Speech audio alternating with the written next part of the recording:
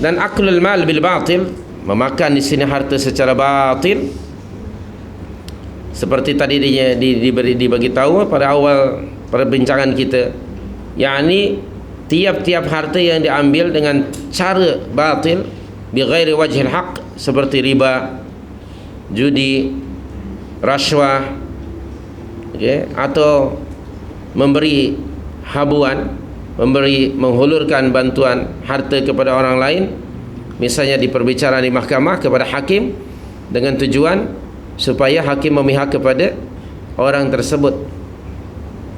Di dunia umumnya dan di Indonesia khususnya, mahkamah itu sudah dapat dibeli.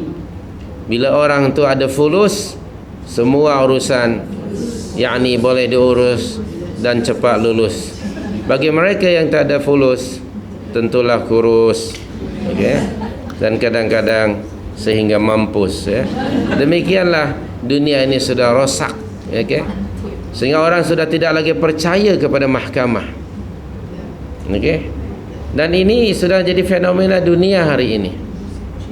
Bahkan barangkali wallahu alam di Malaysia pun orang sudah mencibirkan bibir kalau urusan dengan mahkamah. Dan anda lebih tahu, kita nampak perkara itu. Dan sekarang yang ini sedang mahkamah VK Linggam itu. Anda lebih tahu bagaimana hal itu dapat dilihat begitu nyata sekali. Itu cara bil batil. Na'udzubillah min dzalik.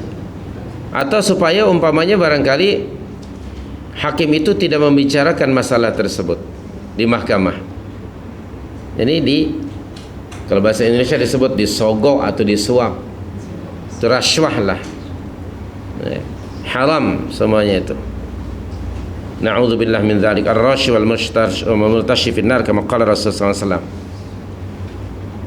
Atau juga seorang yang physically dia sehat dan mampu pula mencari rezeki Allah, namun dia mengharapkan orang lain membantunya, itu pun termasuk aklul mal secara haram bil batil. Itu orang yang physically dia sehat, punya kemampuan, tapi dia malas, tidak mau menggunakan 4 kerat tulang yaitu bagi mencari rezeki Allah, sebaliknya dia meminta-minta kepada orang lain atau mengharapkan orang lain membantunya, maka itu juga termasuk, kalaulah ada orang yang membantu, termasuk memakan harta secara batil.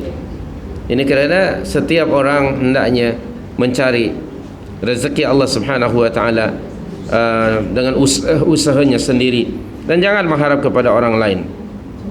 Termasuk juga mengambil harta secara batil, umpamanya aklu malal yatim, memakan harta anak yatim secara zulman, secara zalim.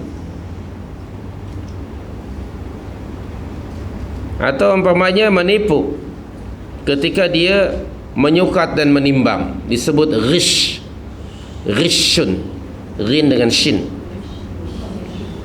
Ada satu hadis yang mungkin anda pernah terbaca. Hadis itu Nabi menyatakan, man ghasya falaisa minna. Atau dalam riwayat yang lain, man ghasyana falaisa minna. Barang siapa yang menipu kami, maka dia bukan umat kami. Al-ghish, seperti mana pernah dilakukan oleh umat Nabi Syu'aib ketika mereka berjual beli, berniaga, masa menyukat dan menimbang, itu disebut ghishun atau disebut ihtiyal. Semuanya itu termasuk perkara yang diharamkan oleh Allah Subhanahu wa taala.